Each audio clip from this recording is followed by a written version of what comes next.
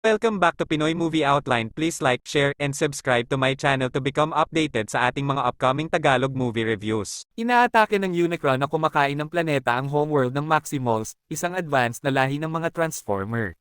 Gusto ng Terrorcons, ang mga tagapagbalita ng Unicron na pinamumunuan ni Scourge, ang Transwarp Key na maaaring magbukas ng mga portal sa espasyo at oras at makakatulong sa Unicron na makakonsumo ng mga planeta ng mas mabilis. Isinakripisyo ng Maximal Leader na si Apolink ang kanyang sarili para payagan ang ibang Maximals na makatakas sa planeta bago ito lumunin ng Unicron. Ngayon sa ilalim ng utos ng Optimus Primal, ang mga Maximals ay tumakas sa Earth gamit ang susi. Noong 1994 Brooklyn, si Noah Diaz, isang ex-military electronics expert, ay nagpupumilit na makahanap ng trabaho para suportahan ang kanyang may sakit na kapatid na si Chris at nakumbinsi ng kanyang kaibigan na si Rick na magnakaw ng isang Porsche para ibenta lamang upang matuklasan na ito ay ang Autobot Mirage na nakatago. Kasabay nito, pinag-aaralan ng intern ng museo na si Elena Wallace ang isang sinaunang estatwa ng isang Falcon na may simbolo ng Maximal at aksidenteng nabuksan ito upang ipakita ang susi na nakatago sa loob.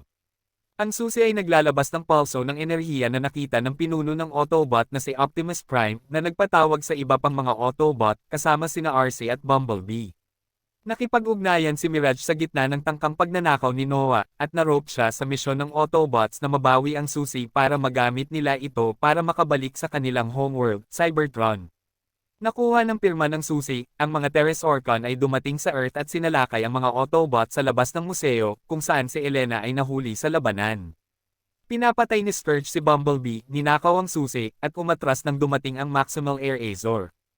Inihayag ng Air Azor na ang Maximals ay nagtatago sa Earth sa loob ng millennia, at ang Scourge ay mayroon lamang kalahati ng Transwarp Key na hinati sa dalawa upang ilayong ito sa Unicron.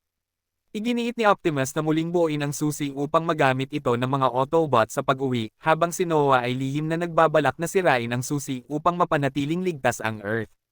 Napagpasyahan ni Elena na ang kalahati ng susi ay nasa isang nakatagong templo sa Peru. Dinadala sila ng cargo plane na Autobot, Stratosphere sa Peru, kung saan nakipagkita sila kay Wheeljack na humahantong sa kanila sa templo.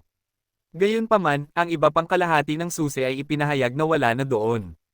Muling umatake ang Terrorcons, at sinira ng Scourge ang Air Azor gamit ang Dark Energy ni Unicron. Kasunod nito, nakilala ng Autobot si Optimus Primal at ang iba pang Maximals, na ipinagkatiwala ang ikalawang kalahati ng susi sa isang tribo ng tao na nakatrabaho nila sa loob ng millennia.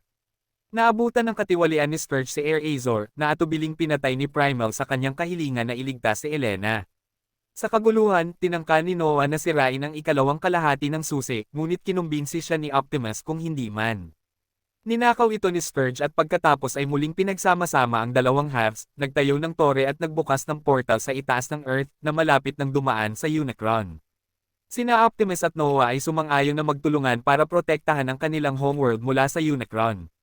Habang ang Autobots at Maximals ay nakikipaglaban sa hukbo ng Terrasorcon, si Noah at Elena ay sumilip malapit sa key, na nagpaplanong i-deactivate ito gamit ang isang access code na natuklasan ni Elena.